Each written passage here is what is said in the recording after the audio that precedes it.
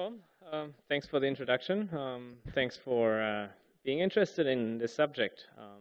Even though it's a payment system from very far from this place, it's still a payment system, and we're talking about real money here.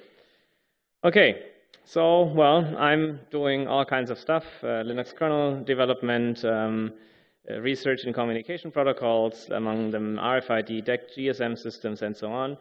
And I feel a little bit like 4 years ago when I last was involved with OpenPCD and open source RFID reader. That's sort of really the last point in time when I did RFID work. And in 2010, in August, I decided, well, let's have a look in how things have developed in the last 4 years. And I was really surprised to see what I see. So how did I end up with looking at this system in the first place? Well, starting from 2006, I was doing a lot of freelancing work in Taiwan. This resulted in a number of business trips to Taiwan, and specifically to the capital city, Taipei. In Taipei, as soon as you use public transport, you will see that almost nobody buys a single ride ticket, but everyone uses a small plastic card called the EasyCard. That's the English name, at least. If you literally translate the Chinese name, it's more the Easy Travel Card. But yeah, it's called EasyCard, and it's supposed to make public transportation easy. This was just after having worked a lot with OpenPCD and OpenPICC projects in the RFID area, but given that I was on business trips, I never really had enough time to look at the EasyCard system. Until in 2010, I thought, yeah, well, let's give it a try. So, what's this EasyCard? This is, as you can undoubtedly recognize immediately, a screenshot of Wikipedia on the subject of EasyCard. So you actually see it's a contactless smart card system, who operates it, and so on. You see an actual EasyCard on the bottom right-hand side. So it's just like any credit card-sized RFID card, just has a couple of strange, colorful spots on it. And as you can see already in this public website, even Wikipedia knows it is based on MyFair, right? MyFair being, well, I'll talk about that shortly. Okay, so it is a card that's used in Taiwan, mostly in the capital city of Taipei. It was originally deployed in 2001. That's what I found, well, according to Chinese sources. According to Wikipedia, it's June 2002, so there seems to be some off by one error. There are more than 18 million issued cards, so it's not a small niche market or something. It's 18 million cards. It's quite a substantial user base. And it was initially only a payment system for public transportation, mostly for the Taiwan Metropolitan Rapid Transport, called MRT, which is their subway or metro or whatever you want to call it. There are also public buses that use the same card for payment. It's very similar to other RFID contactless public transportation systems, like the Oyster card in London, or like any major city you travel to, except Berlin or except any German city, as far as I know. You have these RFID cards.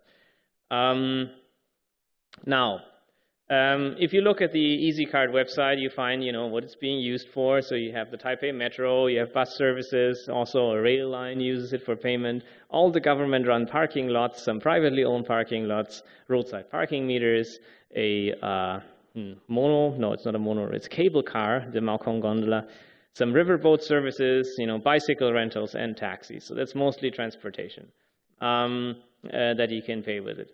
The system, well, the cards, you can buy them at machines. It's like a ticket machine. Instead of getting a ticket, you get the EasyCard. It's located in every subway station, and I'm quite sure there are more, but at least in every subway station you find a couple of those machines.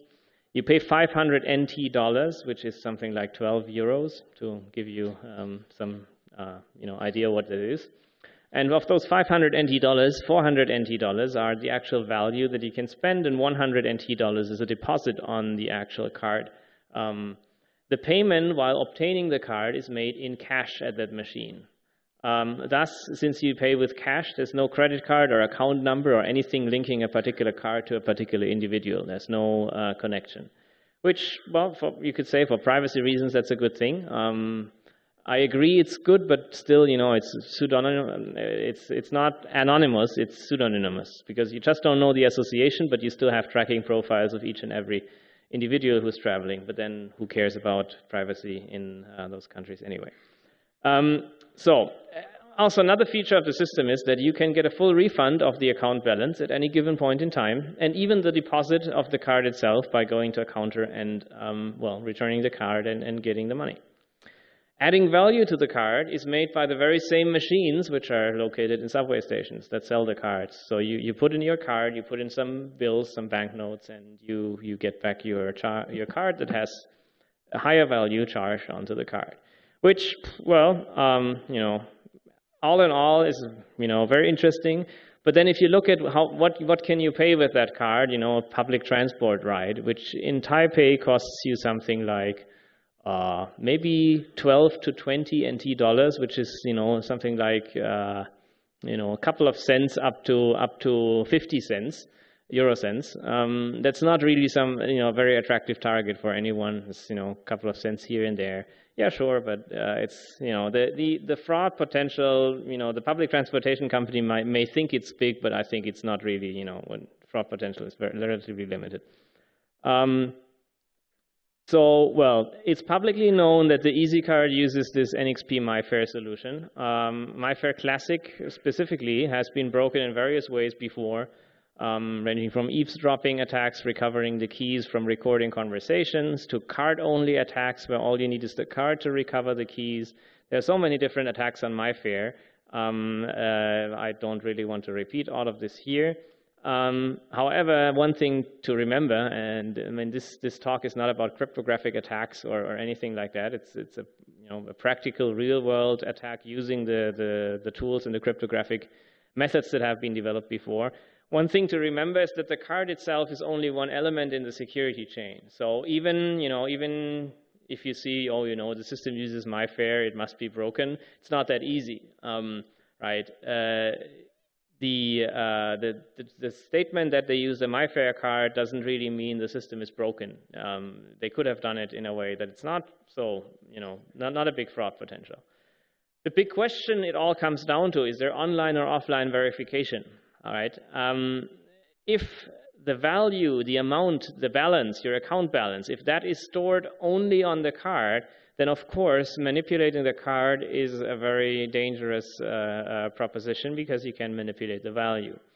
However, if you actually store the value in the backend database and you only use the card as a means of authenticating the user to his account, but do all the transactions on the backend to the online to the database, then then there wouldn't be really that much problem.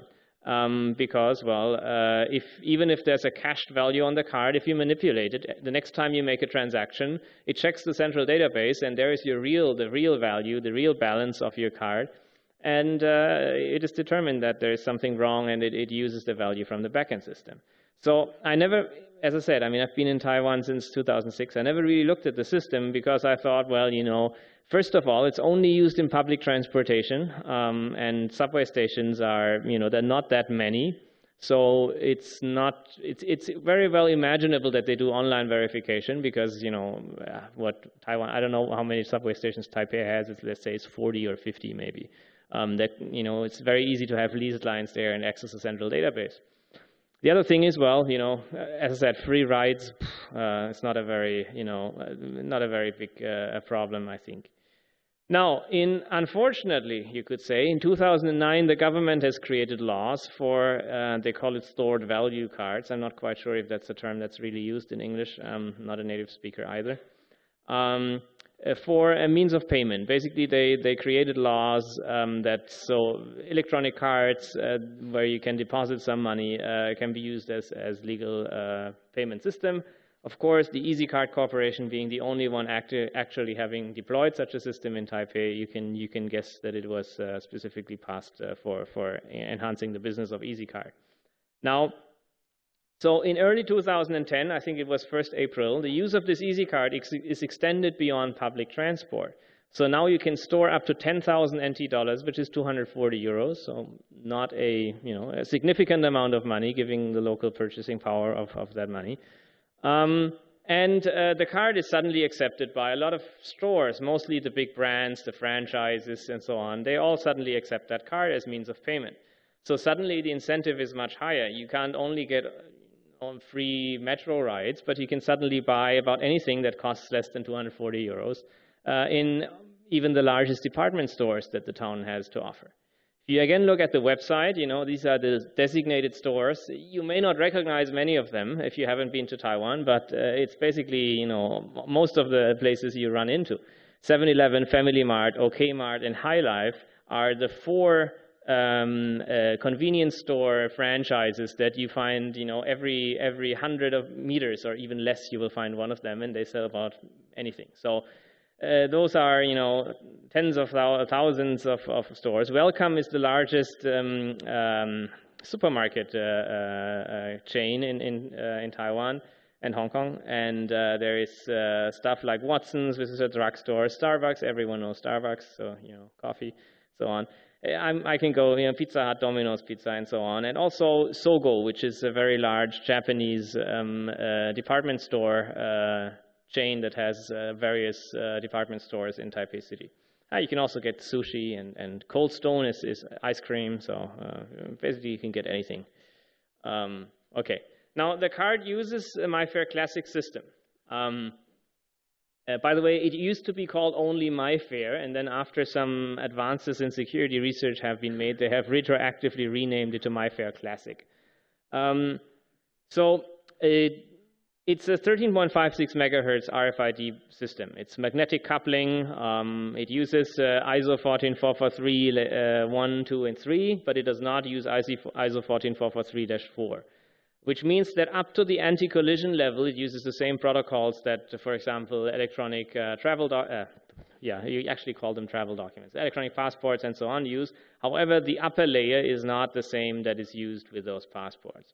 They provide something like 1 to 4 kilobits of storage, which are divided in sectors and blocks.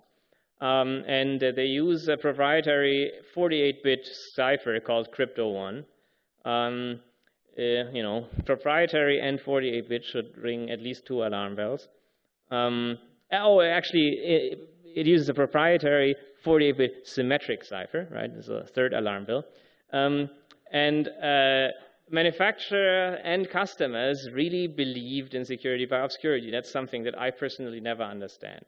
How could anyone who is in charge of IT security of any system that uses a MyFair-based solution, right? Yes, it's proprietary and so on, but it was always publicly documented. It's proprietary 48-bit symmetric cipher.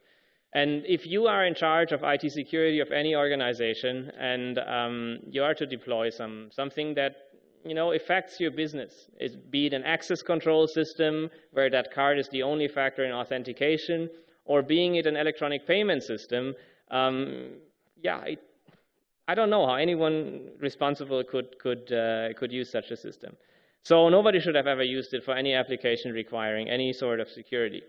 The weaknesses in the Crypto1 and the MyFair system have first been published 3 years ago by Hendrik Plötz and Carsten Nuhl at this very same event 3 years ago, if some of you remember. Their initial presentation has triggered a lot of academic research in the Netherlands and other countries, various universities.